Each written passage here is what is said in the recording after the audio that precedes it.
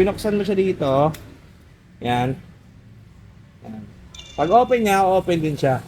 Ayan, diretso record na nga siya eh. Ayan oh. So, malinaw. Malinaw yung TV. Ayan. Kahit sa labas, madilim yan oh. Madilim yan.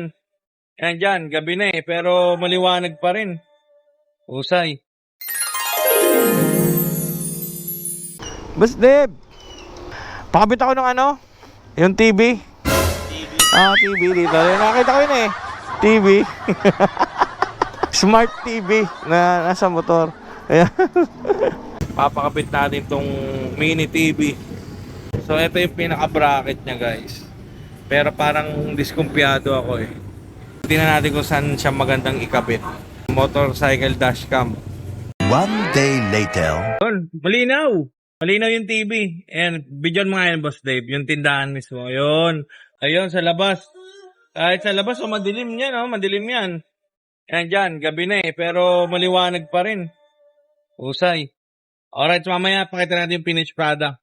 So, dito natin pinakabit yan, guys. Makikita nyo kung gaano kalupit yung pagkakabit yan mamaya. Alright. Kaya ayan mga katikay, after nga na itesting ni Boss Dave itong ating mini TV, itong motorcycle dashcam, kinabit niya na, winayaring siya na.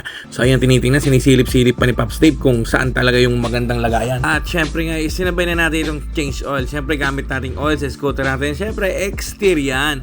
Baka naman, Exteer. Quality yan na oil mga katikay. So guys, napalagay na natin yung TV na maliit.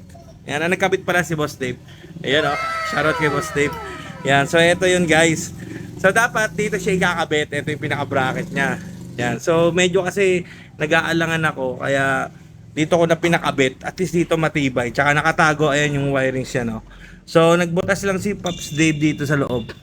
Yan, dito sa may loob niya. So dagdag ko pa nga pala mga katikay, meron siyang parking sensor. O kaya pag ginalaw yung motor nyo kahit naka-off, ayan o, magre-record siyang bigla. Pero pwede nyo naman yan i-off para hindi magastos sa battery kung gusto nyo. Pag binuksan mo siya dito, yan. Yan. Pag open niya, open din siya. Ayan, diretso record na nga siya eh. Ayan o. So pag open mo pala, Pops Dave, diretso record na siya. Oo, ang galing.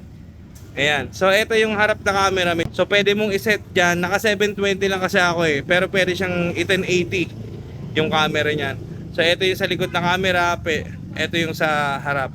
So, pwede mo siyang baguhin yung camera niyan. Ayan o. Pwedeng ganyan. Ayan. Depende sa'yo kung anong gusto mo. Ayan. Pwedeng sa harap lang. Pwedeng sa likod. Ayan. Ayan. Pwedeng yung may maliit. Ayan. So, ayan na guys. Matibay yan guys.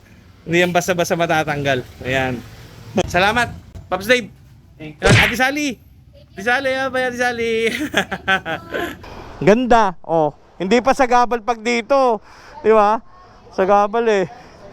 Oh, eto talaga walang vibrate na tol, oh. Yan mga katigay, ano. Ayan yung camera natin, yung dashcam natin. Ganda guys. Kumbaga, hindi ka kumbinsindo sa paghuli siya ng enforcer, so meron kang dashcam. Ayan, yung maganda dyan. So, hindi ka na rin maglalagay ng mga GoPro para for safety purposes mo, meron ka ng dashcam.